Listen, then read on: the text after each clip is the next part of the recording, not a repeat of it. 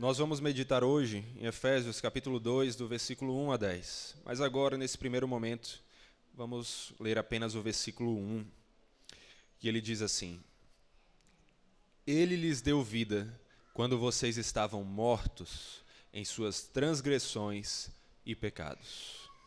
Ele lhes deu vida quando vocês estavam mortos em suas transgressões e pecados. Esse texto me lembra da história de um homem chamado Jeremy Bentham. Esse homem foi um filósofo, dentre muitas outras coisas. E foi também o fundador de uma corrente filosófica chamada utilitarismo. Basicamente, uma filosofia que dizia que a resposta para qualquer dilema ético é escolher sempre aquilo que traz o maior bem possível. Jeremy foi uma figura interessante por vários motivos. Mas um que nos chama a atenção para hoje é o seu testamento. Aparentemente, quando ele morreu, Jeremy deixou como parte do seu testamento uma grande fortuna para um hospital de Londres. Mas tinha uma condição: ele tinha que estar presente em todas as reuniões do conselho. Alegadamente, por cerca de 100 anos, os restos mortais de Jeremy eram vestidos com um traje do século XVII e eram levados para salas de reunião, onde era colocado na cabeceira da mesa. E nas atas de todas as reuniões, uma linha dizia: Senhor Jeremy, presente, mas sem direito a voto. É claro que ele não votava. Ele já estava morto há muito, muito tempo. Hoje, vamos meditar numa passagem que nos mostra que enquanto estávamos mortos espiritualmente, Deus nos vivificou em Cristo. Nós estávamos presentes, mas não votando. Afinal, ao contrário da política aqui no Brasil, mortos não votam. Também não podem se salvar. Eles não podem fazer nada, nem mesmo decidir se permanecem mortos ou se voltam a viver. E foi nesse estado que nós estávamos quando Deus soberanamente decidiu vir até nós para nos dar nova vida em Cristo. E é isso que esse texto vai nos ensinar. Vai nos mostrar como em Cristo Deus graciosamente nos salvou da morte em pecados para a vida em obediência. Em Cristo, Deus graciosamente nos salvou da morte em pecados para a vida em obediência. Mas o texto não começa com a boa notícia, ele começa com a má notícia. Ele começa dizendo que estávamos merecidamente mortos por causa dos pecados. Olhe para o seu texto e permaneça sempre com a Bíblia aberta. Ele diz assim: Ele lhes deu vida quando vocês estavam mortos em suas transgressões e pecados, nos quais vocês andaram noutro tempo, segundo o curso deste mundo, segundo o príncipe da potestade do ar, do espírito que agora atua nos filhos da desobediência. Entre eles, também nós todos andamos no passado, segundo as inclinações da nossa carne, fazendo a vontade da carne e dos pensamentos. E éramos, por natureza, filhos da ira, como também os demais. Dependendo da tradução que você esteja usando, você vai notar que o texto não começa dizendo Ele lhes deu vida.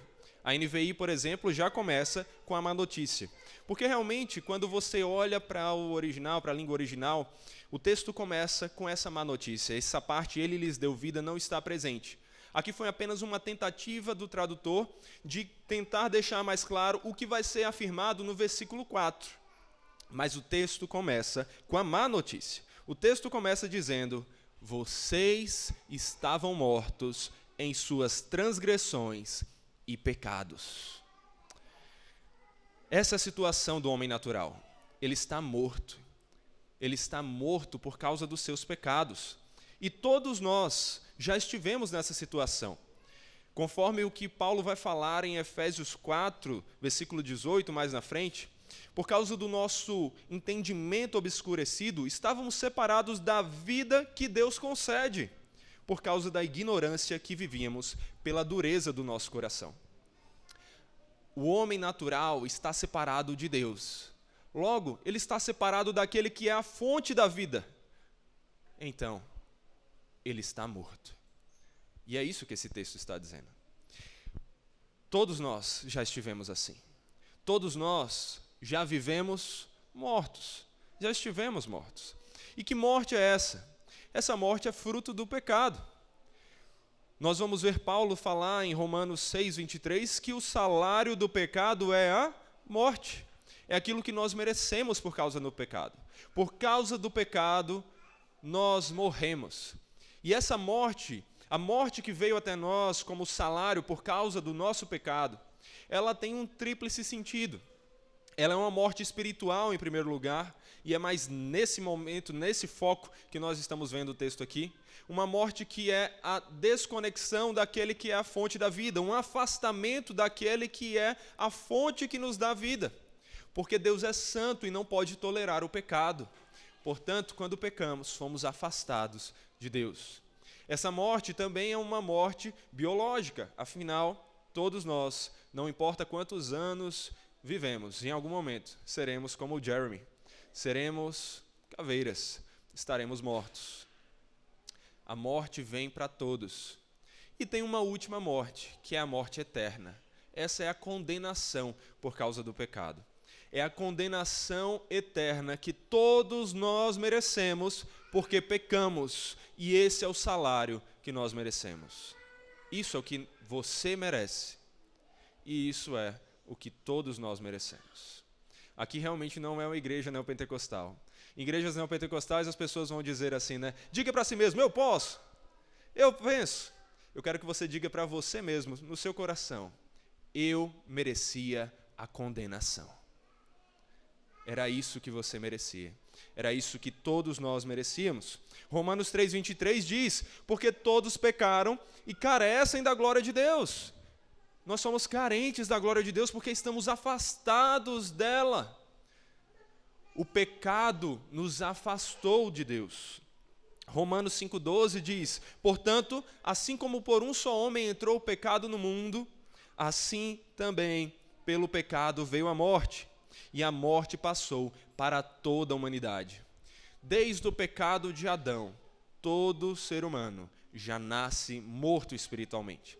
Ele já nasce inclinado ao pecado. Ele já nasce longe de Deus. Ele já nasce como inimigo de Deus. Essa é a situação do homem natural, do homem que não está em Cristo, do homem não regenerado. Porque esse é o salário. Porque Deus é santo, porque Deus não tolera o pecado. Isaías diz, as nossas iniquidades, as iniquidades de vocês, fazem separação entre vocês e o seu Deus, e os pecados que vocês cometem o levam a esconder o seu rosto de vocês, para não ouvir os seus pedidos. O pecado é algo sério, é algo grave, ele nos trouxe a morte. E é nesse estado que todos nós já estivemos, e que todo homem que não está em Cristo, que não crê em Cristo, que não ama a Cristo, que não busca viver de acordo com a vontade de Cristo, está morto em suas transgressões, morto em seus pecados, morto porque desobedeceu a Deus e se afastou daquele que é a fonte da vida. E não somente isso, nós não somente estivemos mortos em nossos delitos, em nossas transgressões, em nossos pecados, nós éramos desobedientes, seguindo a três forças malignas: ao mundo, a Satanás e aos nossos próprios desejos pecaminosos. Versículo 2 diz, nos quais vocês andaram no outro tempo, segundo o curso deste mundo, em outro tempo, não mais agora, em outra época, antes. Foi assim que nós andamos. Nós andamos segundo o curso desse mundo. Nós andamos segundo as mesmas práticas, tendo as mesmas práticas, os mesmos hábitos que qualquer outra pessoa no mundo, que o homem natural, que o homem que não conhece a Deus. Vivíamos como qualquer pecador. Nós estávamos distanciados de Deus, porque vivíamos como os inimigos de Deus. Você olha, por exemplo, para 2 Timóteo e Paulo fala: mas você precisa saber disto. Nos últimos dias sobrevirão tempos difíceis, pois os seres humanos serão egoístas, avarentos, orgulhosos, arrogantes, blasfemadores, desobedientes aos pais, ingratos, ímpios, sem afeição natural, implacáveis, caluniadores, sem domínio de si, cruéis, inimigos do bem, traidores, atrevidos, convencidos, mais amigos dos prazeres do que amigos de Deus, tendo forma de piedade, mas negando o poder dela. Fique longe também destes. Em algum momento, essas obras nos caracterizaram. Essas obras caracterizam a nossa sociedade e, na verdade, em alguma medida, elas caracterizam toda a sociedade em todas as épocas, porque sempre houve pecado. Às vezes nós olhamos para nossos dias atuais e pensamos: meu Deus, o mundo está perdido. Quando ele foi salvo? Quando ele esteve salvo? O mundo sempre andou em trevas. O mundo jaz no maligno. O que Deus fez não foi redimir o mundo. Ele ainda fará uma nova terra. Ele ainda redimirá toda a criação. Mas no momento, ele apenas começou a redimir os seus eleitos. Ele começou a regenerar os seus eleitos, aqueles que fazem parte do seu povo. Mas o mundo jaz no maligno. E essas práticas estão presentes em toda a nossa sociedade. Mas duas me chamam muita atenção para a nossa época: a falta de domínio de si mesmo e, relacionada a ela, o ser mais amigo dos prazeres do que amigo de Deus.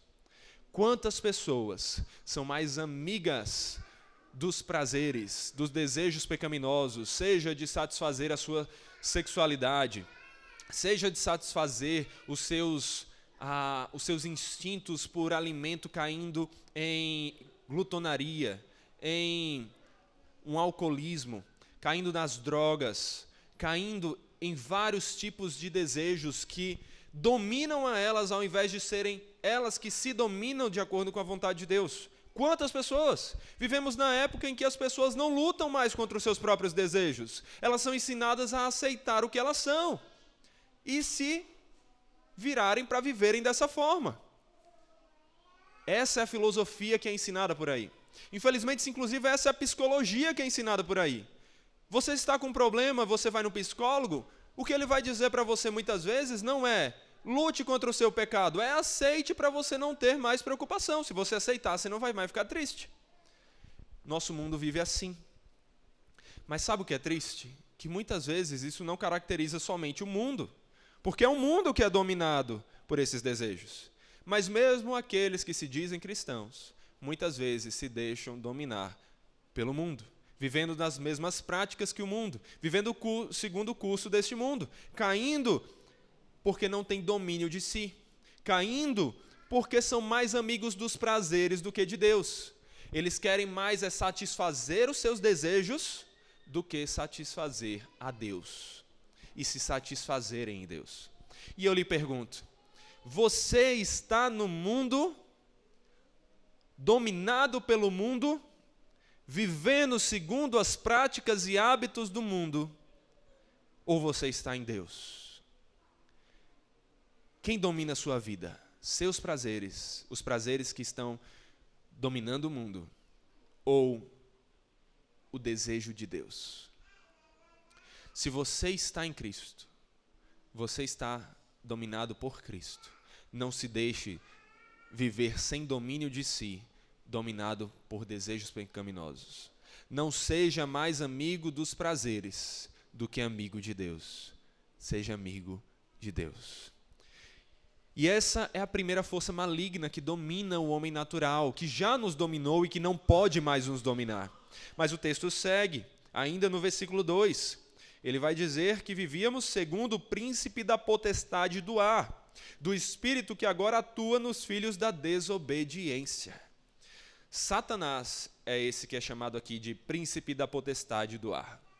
Esse título se devia a algumas crenças que existiam naquela época, de que Satanás e seus anjos malignos viviam na parte mais inferior do céu, que era considerada a atmosfera, inclusive quando a palavra ar era usada para se referir a ela. Então, príncipe da potestade do ar é o príncipe desse reino mais inferior dos céus. O texto está falando aqui de Satanás. Mas Satanás não domina apenas esses que são seus anjos malignos. Ele também é o príncipe daqueles que estão longe de Cristo. Ele também governa sobre eles. Enquanto a maioria dos judeus da época de Paulo criam que todas as nações, com exceção, é claro, de Israel, eram dominadas por esses demônios, eram dominadas por Satanás e pelos seus anjos, Paulo vai mostrar aqui que isso não era inteiramente verdade. Israel não era a exceção, não o Israel étnico. Todos os povos, em todas as épocas, já foram ou são dominados por Satanás e pelos seus anjos. Nós já estivemos assim. Paulo vai se incluir dizendo que ele também já esteve assim. Afinal, ele vai continuar dizendo que também nós todos andamos assim no passado. Paulo era judeu. Paulo não era alguém fora da nação de Israel. Ele pertencia a ela. E ele está dizendo, olha, eu também andei segundo os desejos de Satanás. Eu também fui dominado. O que a Bíblia está nos ensinando aqui por meio de Paulo é que todos aqueles que não estão em Cristo estão vivendo segundo os desejos de Satanás. Agora, isso não significa que todo aquele que não está em Cristo é um endemoniado, tá? Isso não significa que você tem que exorcizar qualquer pessoa que não crê em Cristo. Isso não significa que os pecados que as pessoas que não estão em Cristo cometem são porque elas são, na verdade, vítimas de um opressor que governa sem exceção a vontade delas, chamado Satanás. Não. Como o Tony Merida afirma, eles não estão completamente possuídos por Satanás, mas vivem no mundo de escuridão no qual Satanás exerce influência. Ele lança a isca e os pecadores a mordem, desobedecendo a Deus. Assim como as pessoas que vivem desobediência a Deus nos dias de hoje, nós também já andamos dessa maneira. Nossos pecados não eram culpa de Satanás. Quem pecava não era Satanás, éramos nós. Nós mordíamos a isca. Nós éramos os culpados daqueles pecados. Satanás já foi vítima de muita acusação por aí.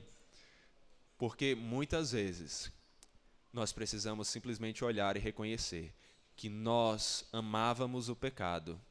Nós muitas vezes ainda lutamos para não continuar amando. Mas aqueles que estão no mundo, eles simplesmente se entregam ao amor, ao pecado. Esse é o caso daqueles que não estão em Cristo. Esse já foi o nosso caso. E é essa segunda força maligna que governa sobre o mundo. A terceira força maligna são as próprias pessoas. A terceira força maligna que já nos governou fomos nós mesmos.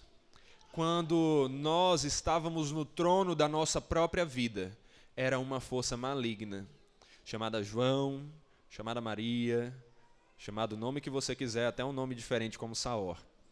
Mas éramos nós mesmos, a força maligna que governava sobre nós, sobre a nossa vida. Sabe por quê? Porque entre eles também nós todos andamos no passado, versículo 3, segundo as inclinações da nossa carne, fazendo a vontade da carne e dos pensamentos. Éramos, por natureza, filhos da ira, como também os demais. Quando nós andávamos segundo os nossos próprios desejos carnais, saciando as nossas próprias vontades, ao invés de nos preocuparmos em saciar a vontade boa, agradável e perfeita de Deus, nós éramos dominados por uma força maligna, que éramos nós mesmos. E é assim que aqueles que não estão em Cristo vivem hoje. Eles ainda permanecem assim, sendo dominados por si mesmos. Eles acham que estão sendo livres porque estão saciando os seus próprios desejos e vivendo da maneira que querem. Mas eles não percebem que essa é a maior prisão que eles têm. Viver saciando os próprios desejos incontrolados, pecaminosos, malignos. Essa é a maior prisão que os que não estão em Cristo têm. Eles vivem segundo as obras da carne. As obras da carne são conhecidas e são imoralidade sexual, impureza, libertinagem, idolatria, feitiçarias, inimizades, rixas, ciúmes, iras, discórdias, dissensões, facções, invejas, bebedeiras, orgias e coisas semelhantes a estas. Declaro a vocês, como antes já os preveni, que os que praticam tais coisas não herdarão o reino de Deus. Aqueles que se deixam viver dominados por esses desejos não estão em Cristo, não estão dominados pelo bom Senhor, estão dominados por si mesmos, o Senhor mais opressor que eles poderiam ter. Estão vivendo em desejos que os levam para a morte, em uma desobediência a Deus. Eles são obedientes a si mesmos, e essa é a pior obediência que eles poderiam ter. Tudo isso que Paulo está descrevendo aqui é o que nós chamamos de depravação total. A doutrina da depravação total. O ensino bíblico de que o homem natural, assim como nós também já vivemos, ele está totalmente depravado. Em que sentido? Significa que ele é tão mau quanto ele poderia ser? Não, você consegue ver diferenças entre o irmãozinho da esquina que não está em Cristo, e aí o pecado dele parece ser menor, porque ele apenas faz uma mentirinha, e Hitler. Existem níveis de maldade na prática. Depravação total não significa que somos tão maus quanto poderíamos ser. Até Hitler poderia ser pior do que ele foi. Mas significa dizer que todas as áreas da nossa vida, se não estamos em Cristo, estão inclinadas ao mal, estão depravadas, estão corrompidas. Os nossos desejos estão corrompidos. A nossa mente, a maneira de pensar está corrompida. Os nossos corpos estão corrompidos. Isso significa depravação total. Esse é o estado em que todos nós já andamos e que todos os que não estão em Cristo vivem depravados, porque eles estão longe de Deus, porque eles estão vivendo segundo esses desejos pecaminosos. É por isso que afirmamos que não existe livre-arbítrio. O que é que queremos dizer com livre-arbítrio? Não estamos querendo falar da capacidade de escolher. Eu não estou querendo falar que eu não tenho a liberdade de escolher se eu gesticulo assim. Não estou falando que eu não tenho a liberdade de escolher essa camisa. O que eu estou falando é que o homem natural, ele não está livre para arbitrar de forma totalmente não governada, não inclinada, imparcial, entre o bem e o mal. Pelo contrário, ele já nasce inclinado ao mal. Ele nasce desejoso pelo mal. Essa é a situação daqueles que estão sem Cristo. Mas aí nós vemos um problema. É por isso que Paulo vai dizer que nós somos, por natureza, que nós éramos, por natureza, filhos da ira, como também os demais. Você já pensou nessa afirmação, na força dela, no significado dela? Filhos da ira. Isso é o que você já foi. Isso é o que todos nós já fomos. E isso é o que muitos que vivem ainda em desobediência a Deus são. Filhos da própria ira de Deus, aqueles que merecem a ira de Deus, aqueles que vão receber a herança da ira, a condenação. Filhos da ira são os condenados, e nós já vivemos como condenados. E muitos, na verdade todos, que não estão em Cristo, vivem assim. Porque o próprio Cristo falou, e às vezes as pessoas pensam que Cristo só falou sobre amor no sentido de passar a mão na cabeça, como se ele fosse perdoar tudo. Mas o próprio Cristo falou por meio do seu servo João, e ele disse: quem nele não crê, quem não crê em Cristo, não é condenado. Desculpe, quem nele crê não é condenado. Quem em Cristo não crê é condenado, já está condenado. Então perceba o contraste. Quem crê em Cristo não tem mais condenação. Quem não está em Cristo, quem não crê em Cristo, já está condenado. Éramos assim que nós vivíamos. Era assim que nós estávamos. E esse é um grande problema, esse é um terrível problema, porque Deus, não se engane, Ele é justo juiz, Ele não pode tolerar o pecado. A Bíblia fala que Deus é tardio em irar-se, mas grande poder e não pode deixar impune os pecados. Deus está sendo paciente, misericordioso, querendo que todos se agarrem a Ele e às suas boas novas, ao seu Evangelho. Mas não se engane, o Deus do Novo Testamento é o mesmo Deus do Antigo Testamento. Não há dois deuses, é o mesmo Deus. E o Deus do Novo Testamento afirma também que vai condenar aqueles que vivem em pecado. O autor aos Hebreus afirma: horrível coisa é cair nas mãos do Deus vivo. Não se engane, não brinque com Deus. Deus é justo juiz, e juiz bom tem que punir os pecados. Mas a boa notícia para nós que estamos em Cristo, é que essa ira de Deus que deveria cair sobre cada um de nós aqui, não caiu sobre nós. Caiu sobre o próprio Cristo. Caiu sobre o Filho amado de Deus. A ira que nós merecíamos, foi derramada em Cristo. Louvado seja o nome de Deus por essa obra graciosa. Normalmente a palavra mas é uma das palavras mais odiadas. É uma palavra que geralmente não traz uma notícia boa. Ah, você é ótimo, mas... Não, você pode fazer isso, mas... Geralmente não gostamos da palavra mas. Porém, glória a Deus, porque o texto não parou aqui no versículo 3. Ele continua. E ele diz, mas Deus, sendo rico em misericórdia, por causa do grande amor com que nos amou, e estando nós mortos em nossas transgressões, nos deu vida juntamente com Cristo.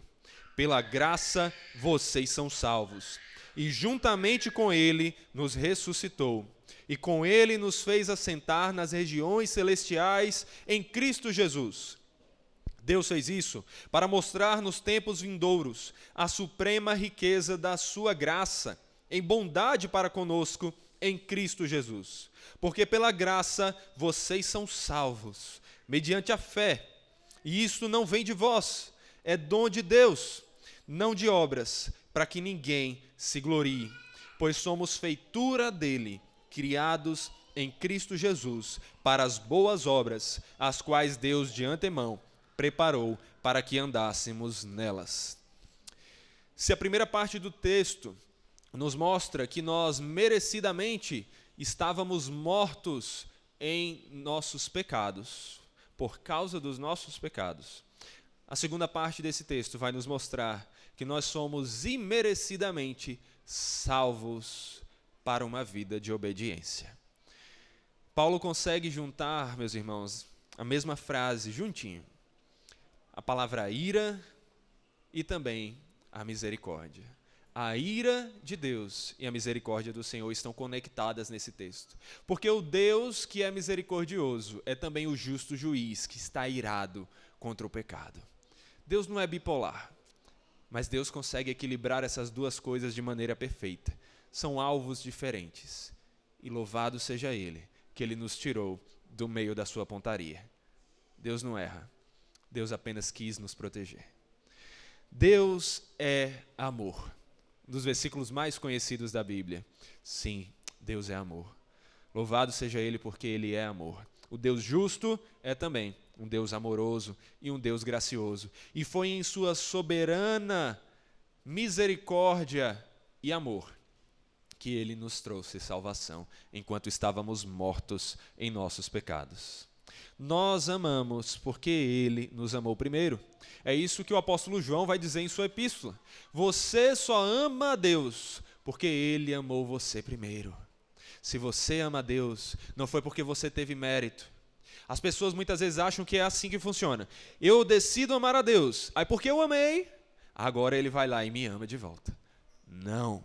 Se fosse assim, estávamos perdidos. Deus nos amou primeiro. E quando nós experimentamos desse doce amor, nós amamos de volta.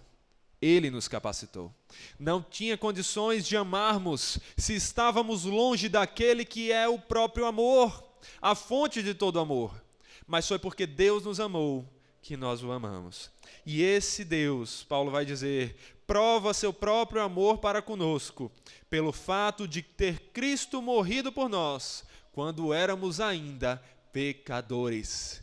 Esse é o amor de Deus. É um amor gracioso, é um amor misericordioso. Não é um amor que responde aos nossos méritos, mas que vem até nós apesar do que nós realmente merecíamos.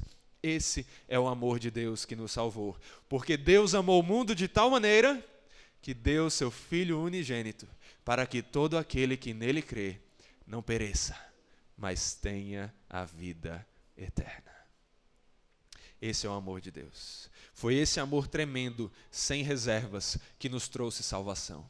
Não somente esse amor, mas como eu já falei aqui na aula passada do curso de membresia, o amor de Deus, a sua misericórdia, a sua justiça, elas andam lado a lado, esses atributos andam lado a lado, não tem um maior do que o outro.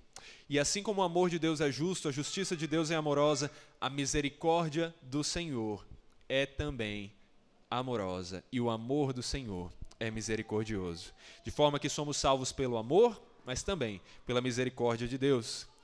Jeremias vai dizer: as misericórdias do Senhor são a causa de não sermos consumidos, porque as suas misericórdias não têm fim, renovam-se a cada manhã. Se você ainda respira, é porque Deus está sendo misericordioso com você. E se você respira em Cristo, é porque Ele demonstrou a infinita grandeza da sua misericórdia e do seu amor. O Senhor é justo juiz, mas o mesmo salmista que fala sobre Deus ser justo juiz, o mesmo livro que nos afirma isso, nos diz no Salmo 103, o Senhor é compassivo e bondoso, tardio em irar-se e rico em bondade. Não repreende perpetuamente, nem conserva para sempre a sua ira.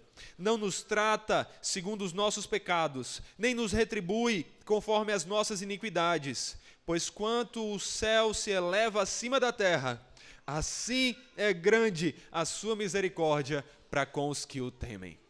Deus, em sua soberana misericórdia e amor, veio até nós e nos trouxe esse amor, nos fez temê-lo, nos fez experimentar dessa sua misericórdia e do seu amor. A ira de Deus não permanece sobre nós, porque Ele mesmo nos trouxe salvação. A ira de Deus permanece sobre aqueles que não estão em Cristo, mas nós que estamos em Cristo, enquanto estávamos mortos, recebemos vida em Cristo, por causa desse amor e dessa misericórdia do Senhor. Pois Ele mesmo diz que teria misericórdia de quem quisesse ter misericórdia. E isso não depende de quem quer ou de quem corra, mas de Deus que tem misericórdia. É isso que Paulo vai dizer em Romanos 9. A misericórdia do Senhor é uma bondade que não nos dá o mal que merecíamos. E ela veio sobre nós, não porque nós merecíamos, mas porque Deus quis. Depende de Deus a salvação. E é assim que Ele nos deu. Estando mortos, versículo 5 vai dizer, e estando nós mortos em nossas transgressões, nos deu vida juntamente com Cristo. Enquanto estávamos mortos, Deus nos salvou. Éramos inimigos de Deus. Não queríamos a Deus. Inimigos não buscam a Deus. Inimigos não buscam os seus próprios inimigos. Estávamos mortos. Deus veio e nos deu vida. Mortos não buscam sua própria vida e sua salvação. Nós éramos então incapazes de ir até Deus e também não queríamos. As duas coisas estavam presentes na nossa vida. Nós nem queríamos porque éramos inimigos e não queríamos nos aproximar do Deus bondoso e poderoso. E nós nem podíamos, nós não tínhamos capacidade para isso. E foi nessa situação que Deus veio até nós. Deus não veio até nós porque o estávamos buscando com fé. Deus não nos salvou como resposta a uma fé que tivemos antes da salvação que Ele nos deu. Não, Deus não age, não reage em relação às nossas ações. Deus age soberanamente e em primeiro lugar. Nós estávamos mortos e Ele soberanamente veio até nós. De maneira que a salvação é toda a obra de Deus. Ela é monergística, de mono, único, e ergo, trabalho. Ela é trabalho de um só. Deus nos salvou sendo o único que estava trabalhando para nos trazer salvação. Nós não estávamos trabalhando com Ele para ajudá-lo a nos dar salvação. Não era sinergística, não era obra de dois, foi obra de um. A salvação é monergística, ela é obra, trabalho de um só, de Deus e somente de Deus. Deus é que merece todo o louvor por isso. Normalmente, quando se fala de salvação, alguns tentam usar uma ilustração que diz que nós éramos como mendigos que estavam ali na rua e então Cristo, em sua bondade, passou e estendeu a mão. E nós, vendo aquela mão estendida, aceitamos de bom grado essa mão que queria nos ajudar. E então fomos salvos. Mas esse texto não está dizendo isso. A Bíblia não ensina isso. Se quer usar uma ilustração para apontar para a nossa salvação, a que os reformados costumam usar expressa melhor. Nós não éramos mendigos que vimos a mão de Cristo estendida e então recebemos dele essa bênção. Nós estávamos mortos. Nós éramos como pessoas afogadas boiando ali no mar. Quando então o Salvador veio, deixa eu lhe perguntar, pense nessa imagem. Alguém que está ali basicamente afogado, basicamente morto, boiando. Se um Salvador vem e joga uma boia para ele, um colete salva-vidas, isso vai resolver alguma coisa? A pessoa vai dizer, peraí, acordei aqui, deixa eu pegar a boia e agora eu sou salvo. Não, ela está morta. Não adianta você estender a mão. Não adianta você dizer vem. Não adianta você jogar uma esmola, nem um colete salva-vidas. Estava morta. Nós éramos assim. Sabe por que nós somos salvos? Não foi porque nós vimos a mão estendida de Cristo e nós então nos agarramos a ela. Nós estávamos boiando, mortos. Cristo pulou no mar. Cristo nos agarrou. Cristo nos trouxe para a sua salvação. Ele nos levou para à beira da praia. Ele fez um exercício de respiração para que nós voltássemos a viver, para que a água, tudo aquilo que estava nos fazendo mal, fosse embora e que o ar puro entrasse nos nossos pulmões novamente. Cristo nos salvou do início ao fim. A única coisa que nós fizemos foi acordar, ver a beleza daquele Salvador e dizer, não me largue mais. Essa é a obra salvífica. Essa é a obra de Cristo. E Ele não somente nos salvou, Ele não somente nos ressuscitou, Ele ainda nos deu mais. Se não merecíamos nem mesmo essa salvação e essa ressurreição, Ele ainda nos deu mais. Deus nos fez assentar com Cristo nas regiões celestiais. Enquanto Efésios capítulo 1, versículo 20, diz que Deus manifestou o seu poder em Cristo, ressuscitando de dentre os mortos e o fazendo sentar à sua direita nas regiões celestiais. De forma semelhante, agora também nós fomos unidos a Cristo quando isso aconteceu. Nós experimentamos das mesmas coisas que Cristo.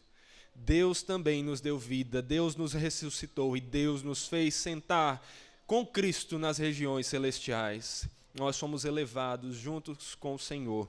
E é tudo isso que nós experimentamos. Agora estamos já experimentando o início daquilo que desfrutaremos eternamente com Cristo, o governar com Cristo, o viver ao lado desse governante supremo. Nós não estamos assentados governando no trono, apenas estamos do lado do Rei. Mas isso já é muito mais do que merecíamos.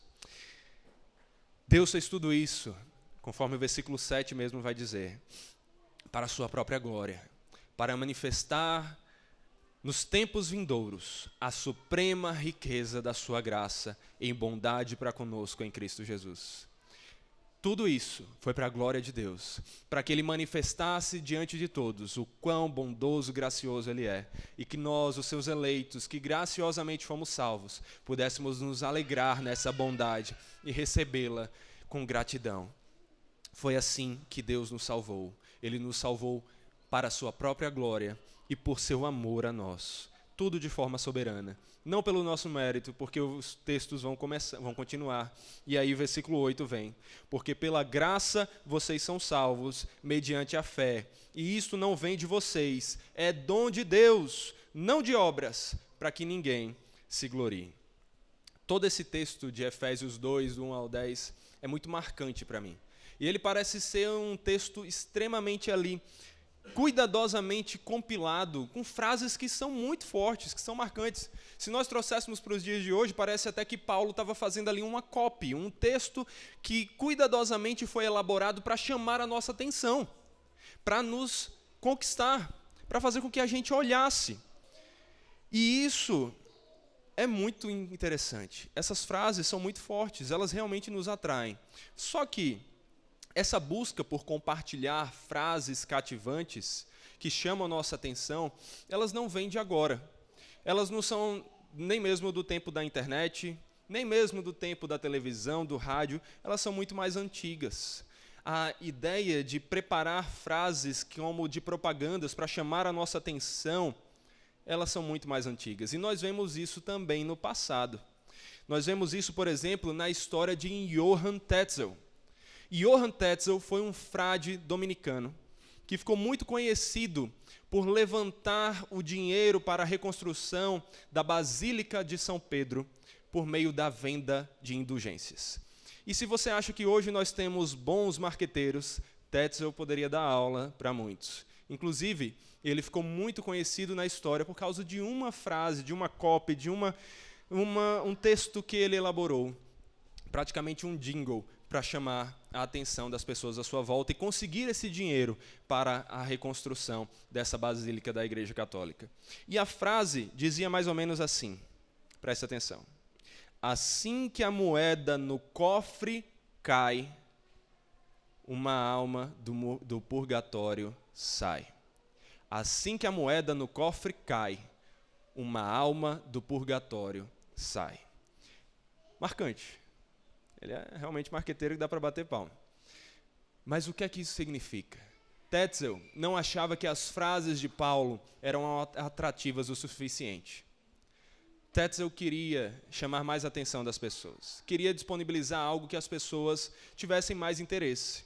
E normalmente, não importa se você dá algo de graça para alguém, geralmente as pessoas querem sentir aquela ideia de eu mereço. Elas querem conquistar a sua salvação. E era isso que as pessoas queriam. Conquistar a sua salvação, o seu perdão, pelas indulgências. Indulgências eram uma espécie de certificado que você comprava para você ou para outras pessoas, você podia dar como um vale-presente, inclusive, para que essas pessoas recebessem uma espécie de perdão que iria diminuir o tempo que elas iriam passar no purgatório. E se você também não está familiarizado com o termo purgatório, de maneira bem rude, purgatório, segundo a Igreja Católica, é uma espécie de meio de campo entre o céu e o inferno. Se você não é ruim demais para ir para o inferno, nem bom demais para ir para o céu, você vai para o purgatório. E ali você vai pagar, vai sofrer durante um tempo até que sua dívida esteja paga.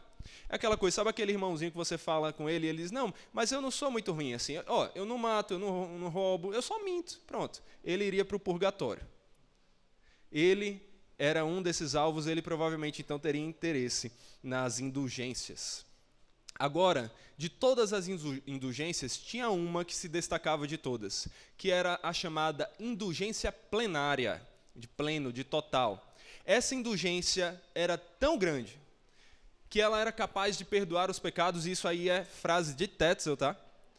Até mesmo de quem fosse capaz de estuprar Maria, mãe de Cristo. Um frade dominicano usando essa frase para se referir a uma das mulheres mais idolatradas de todos os tempos. Ele diz que essa indulgência era capaz de perdoar até mesmo um pecado desse tamanho. Ou seja, o que ele estava dizendo era que qualquer pecado poderia ser perdoado por essa indulgência. Se a gente for trazer para uma aplicação de alguém mais esperto, né, o bom é você tentar roubar um banco, porque depois você compra essa indulgência, seus pecados estão perdoados e você ainda está rico. Então, está tudo resolvido. Essa era a força da indulgência plenária. Agora, foi justamente isso aqui que despertou Lutero, Martinho Lutero, para escrever as suas famosas 95 teses contra a indulgência e pregá-las na porta da igreja do Castelo de Wittenberg. O evento que desencadeou, ficou conhecido por desencadear a Reforma Protestante. Foi essa ideia que você encontra aqui nas indulgências desse perdão comprado, que fizeram com que Lutero se despertasse para escrever sobre como nós podemos ser justificados. Tudo isso diz respeito ao maior problema da humanidade. E o nosso maior problema é que Deus é bom. O nosso maior problema é que Deus é bom, mas nós não. Esse é o maior problema da humanidade. Então, como nós, que não somos bons, podemos estar justificados diante de um Deus que é bom? Como podemos ter a salvação? Esse foi um dos maiores debates na história da igreja. E, na verdade, essa é a causa da maior divisão que existe entre a igreja protestante e a igreja católica. Não é adoração a Maria ou a santos, a criação de imagens ou qualquer outra coisa que mais nos separa dos católicos. A coisa que mais nos separa dos católicos é a ideia da justificação. Porque para os católicos, a salvação é pela fé. Não negue isso, não dá para negar. Os católicos entendem que a salvação é pela fé, mas não somente pela fé. E é aqui que nós vemos a diferença. Para os católicos, a salvação é pela fé, mais obras. Enquanto que para os reformadores e para a própria Escritura, nós não vemos isso. Nós vemos a Bíblia nos ensinar que a salvação, a justificação, ela acontece somente pela fé. Sola fide, somente pela fé. Sola gratia, somente pela graça que nós somos salvos. Isso diz respeito à maneira que nós somos justificados. Para os católicos, a justificação é algo que é infundido em nós, que nos transforma e nos faz agora realmente ser justos. Para as Escrituras e para os protestantes, a ideia é que a justificação é algo que é declarado nosso. Nós não somos transformados materialmente em justos. Nós continuamos pecadores, mas somos declarados como justos. É isso que Lutero se referia, a isso que ele se referia quando dizia que em Cristo nós somos simultaneamente justos e pecadores. Não podemos negar que somos pecadores. A Bíblia mesmo diz que aquele que fala que não tem pecado está mentindo, está fazendo Deus mentiroso. Mas em Cristo somos declarados justos. O que nós vemos aqui é a ideia da justificação federal. É a ideia de como somos justificados diante de Deus. Deus, como juiz, ele olha para nós e ele dá a sua sentença. Vocês são justos. Mas não por causa das obras que estamos apresentando, mas porque outro pagou no nosso lugar. Outro pagou no nosso lugar. E esse foi Cristo. Cristo recebe como seus os nossos pecados. E por isso ele morreu naquela cruz, pagando por eles. E nós recebemos de Cristo a sua justiça. E por isso nós somos declarados como justos. Cristo é o nosso representante. E assim como um representante de um país representa o seu país em todas as coisas, Cristo nos representa em todas as coisas. Assim como se o nosso presidente entrar em guerra com outro país, todos nós que somos representados por ele, entramos também. Quando Cristo conquistou a salvação vivendo de maneira justa, todos nós somos considerados justos, não pelas nossas obras, mas pelas obras dele. De forma que, por um lado, nós não somos salvos pelas obras. É isso que o texto está dizendo, não somos, não pelas nossas. Mas nós somos salvos pelas obras, as obras de Cristo. Cristo nos salva, Cristo nos traz essa salvação que é completa, que não precisa ser completada por meio de obras. Nós só precisamos receber o certificado de salvos das mãos daquele que é o nosso Senhor, que é o nosso amigo, que é o nosso irmão, que nos deu como presente para o seu Pai. Resumindo, nós estamos salvos em Cristo somente pela fé. A Bíblia vai dizer isso várias vezes. Romanos 3:28. Concluímos, pois, que o homem é justificado pela fé, independentemente das obras da lei. Romanos 1:17, o versículo que despertou Lutero. Visto que a justiça de Deus se revela no Evangelho, de fé em fé. Como está escrito, o justo viverá por fé. É isso que Lutero mesmo chegou a afirmar, que é a doutrina pela qual a igreja permanece de pé ou cai. Se nós negamos a salvação somente pela fé, nós caímos, a igreja cai, porque isso é um pecado, isso é menosprezar a obra de Cristo, é dizer que Cristo não foi bom o suficiente, que Ele não fez tudo, que nós precisávamos colaborar, que nós precisávamos melhorar a obra dele com as nossas próprias ações. Isso é um pecado e isso é algo que nós não podemos aceitar. Nós, olhando para a Escritura, defendemos que nós somos salvos somente pela fé. Para Deus ser o justo e o justificador daquele que tem fé em Jesus. A fé é o que nos salva. É a fé que nos traz esse perdão. Porque pela graça somos salvos. Sola gratia. Porque pela fé somente nos apoderamos dessa graça. Sola fide. E até mesmo essa fé que nós usamos para nos apoderar de Deus, ela é dom de Deus. Nem mesmo a fé é uma obra que nós fazemos para conquistar a salvação. A fé que nós temos, que nos traz salvação, é uma fé que o próprio Deus nos capacita a ter. Olhe para o texto, Efésios 2, versículo 8, diz que porque pela graça vocês são salvos mediante a fé. E isto não vem de vocês, é dom de Deus. Todo o processo da salvação não vem de nós, é dom de Deus. Mas se você olhar para o texto, você vai ver que até mesmo a fé, e ela é o principal alvo desse isto aqui, ela não foi produzida por nós mesmos. Ela foi um dom de Deus. Se você crê em Deus, você só crê porque Deus lhe deu o dom da fé, porque Deus capacitou você a crer. Essa é a salvação que nós entendemos. É a salvação pela qual nós louvamos o Senhor. Agora nós precisamos responder rapidamente uma outra pergunta. Somos salvos somente pela fé, somente pela graça, não pelos nossos méritos, não pelas nossas obras. Mas e aí? E as nossas obras? Não servem para nada? Nós podemos viver agora do jeito que queremos, sem nos importarmos com as coisas? Será que podemos nos entregar ao pecado?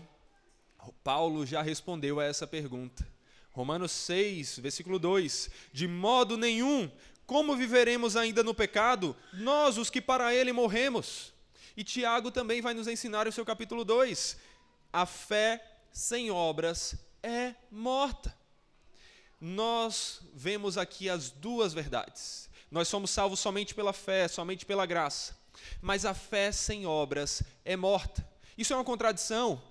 Essa necessidade das obras nesse momento contradiz o sola gratia, o sola fide, a salvação somente pela fé e pela graça? Não! A Bíblia não se contradiz. Aqui não vemos uma contradição. O que nós vemos é que a fé verdadeira sempre vem acompanhada de boas obras. O que nós precisamos entender é a ordem dos fatores, o que é causa e o que é efeito. Nós não somos salvos pelas obras. As obras não são a causa da nossa salvação, mas elas são o resultado necessário dela. Uma vez salvos, produzimos boas obras. É isso que o texto vai dizer. O texto acabou de falar no versículo 8 e 9 que nós não somos salvos pelas obras, não de obras para que ninguém se glorie, versículo 9. Só que ele continua, versículo 10. Pois somos feitura dele, criados em Cristo Jesus para as boas obras, as quais Deus de antemão preparou para que andássemos nelas. Se nós não somos salvos pelas obras, nós somos salvos para as obras. Nós estávamos merecidamente mortos por causa dos nossos pecados, mas hoje estamos merecidamente salvos e vivos para uma vida de obediência a Deus. Glória a Deus, glória a Deus, graças a Deus. Nós somos salvos pelo Senhor, para o Senhor. E aí eu quero resumir tudo isso que eu falei para vocês, lendo aqui rapidamente um trecho da Confissão de Fé de Westminster, que é uma confissão que nós admiramos muito, que está muito relacionada à nossa Confissão Batista de 1689. E ela diz assim: os que Deus chama eficazmente, também livremente justifica. Essa justificação não consiste em Deus infundir neles a justiça, mas em perdoar os seus pecados e em considerar e aceitar as suas pessoas como justas. Deus não os justifica em razão de qualquer coisa neles operadas ou por eles feita, mas somente em consideração da obra de Cristo, não lhes imputando como justiça a própria fé, nem mesmo o ato de fé é a nossa justiça, ou qualquer outro ato de obediência evangélica, mas imputando-lhes a obediência e a satisfação de Cristo. Quando eles o recebem e se firmam nele pela fé, que eles não têm de si mesmo, mas que é um dom de Deus. A fé, assim recebendo e assim se firmando em Cristo e em sua justiça, é o único instrumento da justificação. Ela, contudo, nunca está sozinha na pessoa justificada, mas sempre anda acompanhada de todas as outras graças salvadoras. Não é uma fé morta, mas obra pelo amor. Se você está em Cristo, se alegre, não há mais condenação. Você foi salvo pela graça de Deus em Cristo Jesus. Mas também não esqueça que uma vez salvo, você é chamado a viver em boas obras. Não para garantir a sua salvação, não para ser salvo, mas porque se você foi salvo, uma das provas disso é que seu coração será desejoso de agradar o seu Salvador. Nós, em Cristo, somos salvos pelas obras dele. E depois, regenerados, transformados, tendo recebido vida, agora temos o desejo de viver em conformidade com a vontade dele. Então conheça a palavra, aprenda o que Deus quer e viva em conformidade com isso. Faça boas obras, cuide das pessoas à sua volta, seja servil, ame, sirva, cuide, se importe. Pregue o evangelho, ajude o necessitado, console os que estão abatidos. Mas lembre-se, nada disso lhe salva. Isso é apenas a honra que Deus lhe dá de viver assim depois de ter lhe salvado. Assim, sola fide, a salvação é somente pela fé. Sola gratia, a salvação é somente pela graça. Somos salvos pela graça mediante a fé, não por obras, a não ser as de Cristo Jesus. Esse é o Evangelho. Se agarre a ele, viva a ele e viva para a glória do seu Salvador. Oremos. Senhor Deus gracioso, poderoso, nós estávamos mortos, incapazes sequer de gritarmos por ajuda, mas o Senhor sabia onde estávamos. O Senhor sempre soube. Desde a eternidade o Senhor nos separou. O Senhor veio até nós. O Senhor nos resgatou. O Senhor nos salvou. O Senhor nos adotou como teus filhos. Tudo por causa de Cristo. Que amemos a Cristo. Que amemos o Senhor. E que, reconhecendo que não fomos salvos pelas obras, senão as de Cristo, busquemos agora, uma vez salvos, graciosamente tendo recebido nova vida, para que a tua graça seja manifestada, para que teu nome seja louvado em todas as épocas. Que assim vivamos, sendo luz, vivendo como pequenos cristos, sendo luz desse mundo caído, vivendo em boas obras, frutificando segundo as obras do teu Espírito, não as obras da carne. Que assim o Senhor nos faça transbordar e viver. Em nome do nosso Salvador que nós oramos. E que a graça do Senhor Jesus Cristo, o amor de Deus o Pai, a comunhão e a consolação do Espírito Santo esteja sobre todos nós e todos os eleitos de Deus espalhados pelo mundo, hoje e para sempre. Amém.